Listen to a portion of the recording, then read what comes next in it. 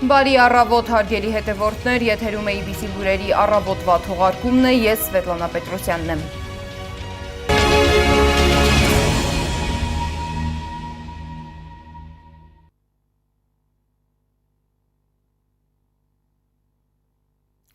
Մի քանի ժամ տևած լռությունից հետո Թեհրանը պաշտոնապես հաստատել է Իրանի ազգային անվտանգության բարձրագույն խորհրդի ղեկավար, երկրի ամենաազդեցիկ քաղաքական գործիչներից մեկի Ալի Լարիջանիի մահը։ Ավելի վաղ Իսրայելի պաշտպանության նախարարությունը հայտարարել էր, որ անցած գիշեր իրականացված գործողության ժամանակ իսրայելական բանակը թիրախավորել է իրանցի բարձրաստիճան պաշտոնյային։ Լարիջանին Իրանի քաղաքական համակարգում համարվում է չափավոր եւ պրագմատիկ գործիչ։ Նա Խամենեիի մերձավորներից է։ Անցած տարի Իսրայելի եւ ԱՄՆ-ի հետ Իրանի 12-օրյա պատերազմից հետո նա նշանակվել է ազգային անվտանգության բարձրագույն խորհրդի ղեկավար, համակարգելով երկրի պաշտպանական ռազմավարությունն ու վերահսկելով միջուկային քաղաքականությունը։ Վերջին ամիսներին Լարիջանին ակտիվորեն զբաղվում էր նաեւ դիվանագիտական գործունեությամբ, հաճախ այցելելով Օման եւ Քաթար, որտեղ Իրանը անուղղակի բանակցություններ էր վարում ԱՄՆ-ի հետ միջուկային ծրագրերի շուրջ։ Միաժամանակ Իրանը հաստատել է նաև մեկ այլ բարձրաստիճան զինվորականի մահը։ Իսլամական հեղափոխության պահապանների կորպուսը հայտարարել է, որ սպանվել է բասիջ կամավորական ուժերի հրամանատար Ղոլամռեզա Սոլեյմանին։ Իրանի շուրջ պատերազմական զարգացումներն արդեն ազդեցություն են ունենում նաև ԱՄՆ-ի ներքաղաքական կյանքում։ Թրամփի վարչակազմում տեղի է ունեցել առաջին աղմկահարույց հրաժարականը։ Պաշտոնից հեռացել է ԱՄՆ ազգային հակաահաբեկչական կենտրոնի տնօրեն Ջոզեֆ Քենթը։ Նա հայտարարել է, որ չի կարող աջակցել Իրանի դեմ ընթացող պատերազմին։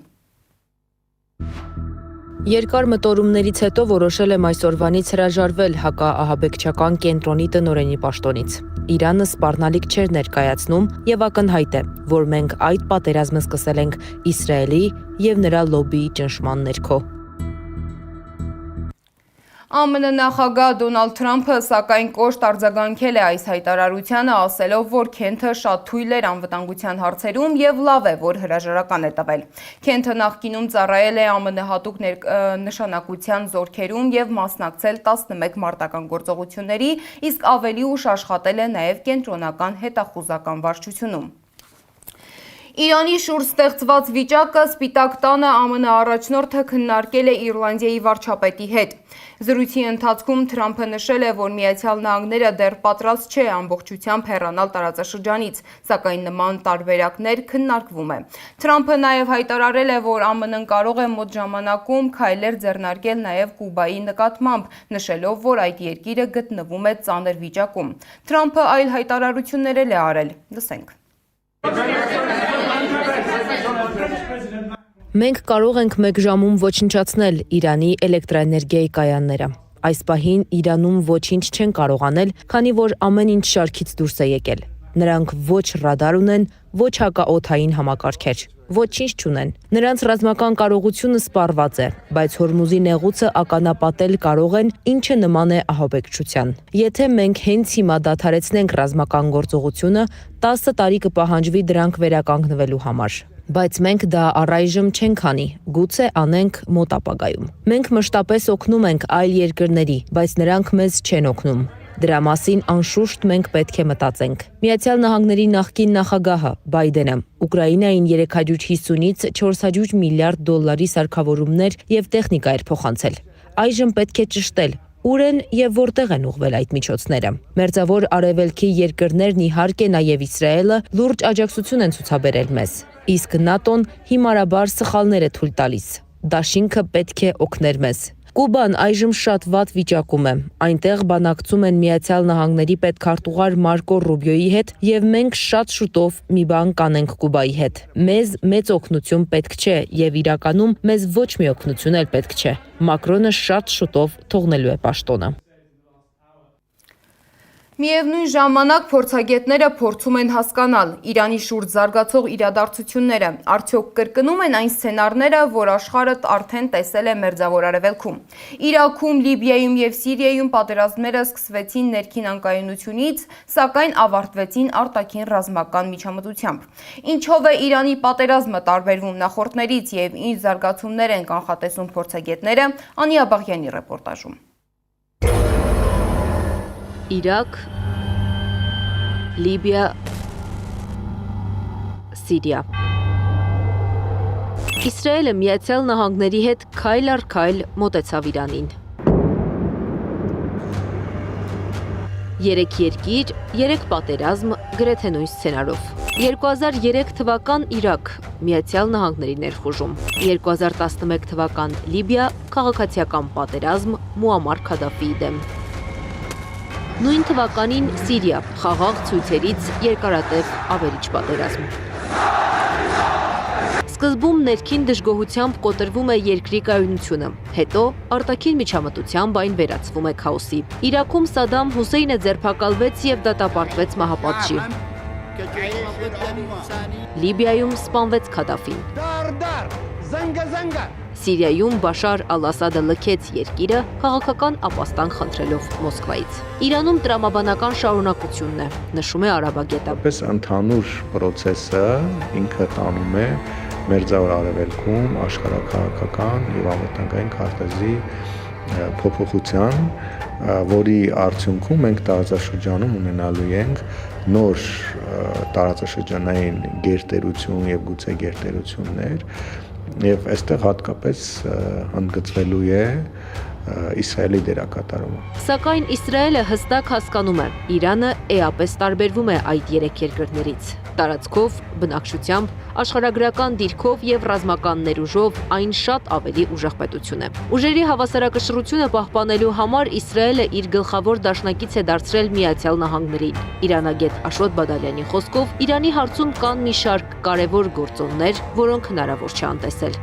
Մի փոքր պետք է վերապամոտենանք այն սցենարին, որը կարող է տանել Իրանը դեպի նոր Իրաքի կամ նոր Լիբիայի։ Բացի դրանից կարևոր դերակատարում ունեն նաև Իրանի պրոքսի ուժերը։ Մենք տեսնում ենք, որ Սիրիայում ներողություն Իսրայելին անմիջական հարևանությամբ գտնվող Լիբանանում Հեզբոլլահ խմբավորումը պարբերաբար հրթիռներ է արձակում նաև հենց Իսրայելի ուղղությամբ Իրանի հետ միաժամանակ Իրաքում շիաները անընդհատ ակտիվություն են ցուցաբերում, դեռ պետք է ուրեմն չբացառել, որ Եմենի հութիները նույնպես կներգրավեն ուղիղ այս ռազմական գործողությունների մեջ, այսինքն այստեղ Իրանի դերը այդքան էլ թույլ չէ, նվազ չէ։ Իսրայելն Իրանում թիրախավորել է հոգևոր ու ռազմական առաջնորդների, սպանել գիտնականների, հարվածներ հասցրել նավթային օբյեկտներին, բայց Իրանի քաղաքական համակարգը կառուցված չէ մեկ անձի շուրջ, նշում է իրանագետը։ Սա հենց այն ուղերձն է, որ փորձում է փոխանցել նաև Իրանի դիվանագիտությունը։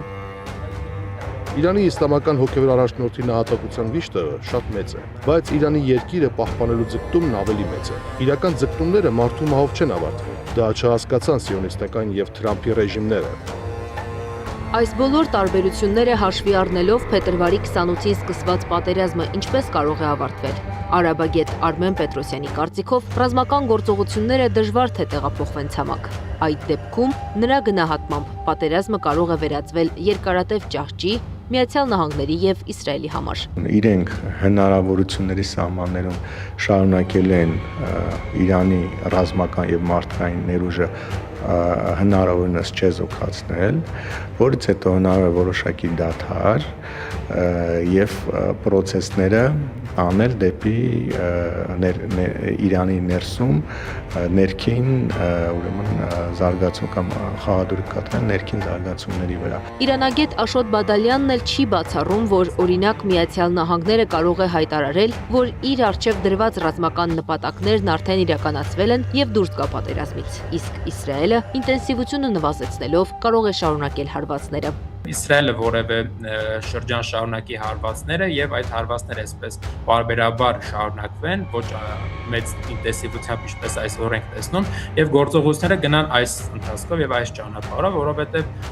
այս պահին գոնե ռազմական գործողությունների շատ մեծ ընդլայնում, որը կվերցնի ամբողջ տարածաշրջանը, գոնե տեսանելի չէ։ Իրանագետ Վարդան Ոսկանյանի գնահատմամբ էլ Թեհրանը փորձում է ոչ միայն չեզոքացնել ներկա մարտահրավերը եւ վերականգնել պատերազմից առաջ եղած ստատուս քվոն, այլ հնարավորության դեպքում այն փոխել արդեն իր օգտին։ Անդրադառնալով Միացյալ Նահանգների դիրքորոշմանը, փորձագետները ուշադրություն են հրավիրում Վաշինգտոնի հակասական հայտարարություններին։ Նրանց կարծիքով մեկ օրում տարբեր եւ նույնիսկ իրար հակասող ուղերձները պատահական չեն։ Դա գերտերության հաշվարկված ռազմավարությունն է հակառակորդին շեղելու համար։ Անի Աբաղյան, Տարոն Ղանդիլյան, Գեգամ Ղազարյան, ABC Media։ Իրանի արտգործնախարար Աբբաս Արաղչին հեռախոսով զրուցել է Ադրբեջանի արտգործնախարար Ջեյհուն Բայրամովի հետ։ Զրույցի ժամանակ Արաղչին հայտարարել է, որ Թեհրանն իրավունք ունի պատասխան հարված հասցնել այն երկրներին, որոնք իրենց տարածքը տրամադրում են ԱՄՆ-ին կամ Իսրայելին Իրանի դեմ գործողությունների համար։ Արաղչին ընդգծել է, որ միջազգային իրավունքի համաձայն ոչ մի պետություն իրավունք չունի իր տարածքը օգտագործել այլ երկրի դեմ ագրեսիայի համար։ Տարածաշրջանային զարգացումները քննարկել է նաև Ռուսաստանի և Թուրքիայի արտգործնախարարները։ Սերգեյ Լավրովը և Հական Ֆիդանը հեռախոսով խոսել են պատերազմի հնարավոր դադարեցման և բանակցություններին վերադառնալու քայլերի մասին։ Քննարկվել են նաև էներգետիկ անվտանգության հարցեր։ Մերձավոր Արևելքում ստեղծված վիճակը քննարկվել է նաև դիվանագիտական մակարդակով։ Հայաստանի արտաքին գործերի նախարար Արարատ Միրզոյանը Օմանում հանդիպել է իր գործընկերոջ հետ։ Կողմերը ընդգծել են, որ ստեղծված վիճակում առաջնահերթություն պետք է տրվի դիվանագիտական լուծումներին։ Տարածաշրջանում լարված վիճակը քննարկվել է նաև Երևանում։ Նիկոլ Փաշինյանի գլխավորությամբ տեղի է ունեցել անվտանգության խորհրդի նիստ։ Սա պատերազմի մեկնարկից ի վեր արդեն 4-րդ նման նիստն է։ Տարածաշրջանից մեկ այլ կարևոր լուր 93 տարեկանում կյանքից հեռացել է Վրաստանի կաթողիկոս պատրիարք Իլիա II-ը։ Վրաց ուղղափառ եկեղեցին նա ղեկավարում է 1977 թվականից և համարվում է Վրաստանի ամենաազդեցիկ հոգևոր առաջնորդներից մեկը։ Մինչ նոր պատրիարքի ընտրությունը Վրաց ուղղափառ եկեղեցին կղեկավարի պատրիարքական աթոռի փոխանորդ Շիո Մուջիրին։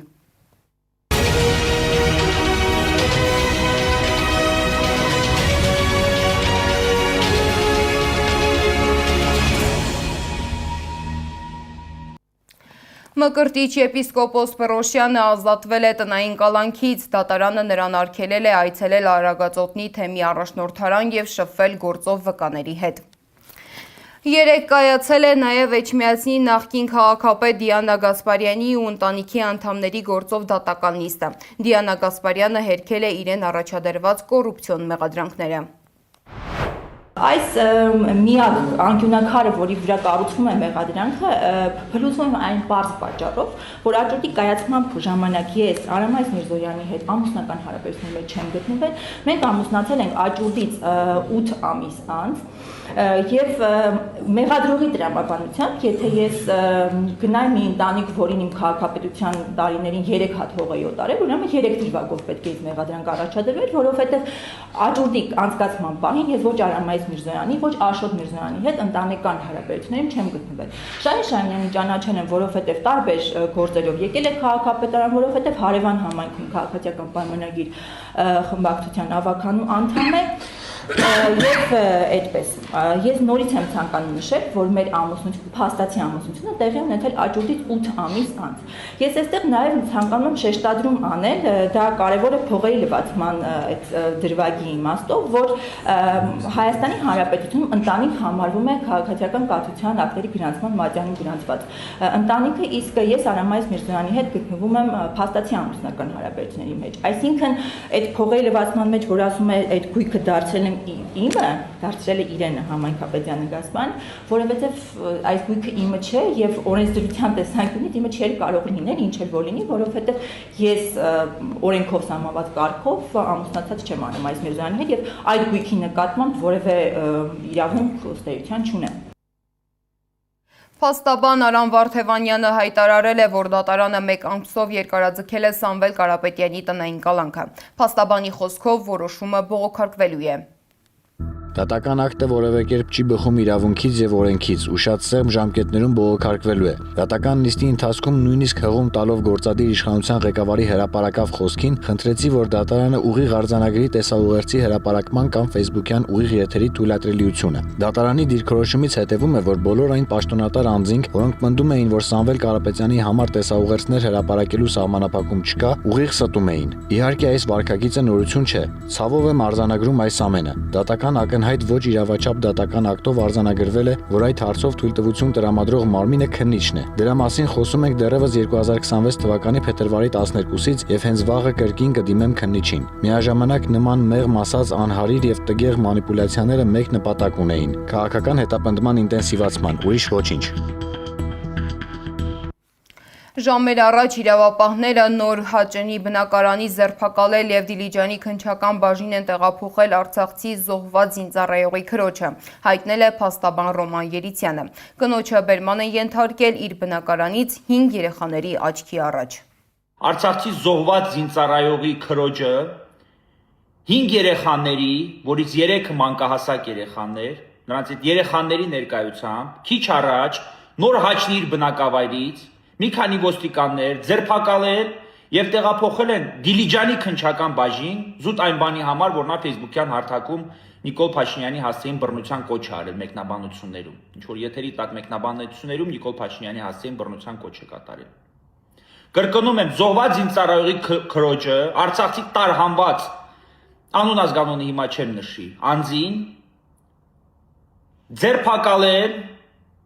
5 երեխաների ներկայությամբ 3-ը կրկնում եմ մանկահասակ երեխա, իսկ երեխաներից մեկն էլ ստիպված էր նրա հետ տեղափոխվել ոստիկանության բաժին, տարիքով փոքր, անընդհատ լացում էր եւ այլն։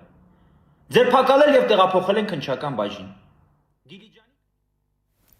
Ավելի ուշ ՀՅԴԳՄ անդամ ազգային ժողովի Հայաստան խմբակցության պատգամավոր Գեղամ Մանուկյանը հայտնել է, որ անչափահաս երեխաների մայրն արդեն տանն է։ Նրան այսօր նորից հարցաքննության են կանչել։ Եվ վերջում եղանակի մասին։ Սպասվում է առանց տեղումների եղանակ։ Մայրաքաղաքում ցերեկը կլինի 16-ից 18, իսկ երեկոյան 2-ից 4 աստիճան տաքություն։ Այժմի համար նախատեսել էինք այսքանը, շարունակեք հետևել մեզ YouTube-ում, Facebook-ում, Telegram-ում, WhatsApp-ում, Instagram-ում ու TikTok-ում կամ այցելեք մեր պաշտոնական կայք www.abcmedia.am։ Շնորհակալություն, որ մեզ հետ էիք, ABC լուրերի հաջորդ ժամը 12-ին կհանդիպենք։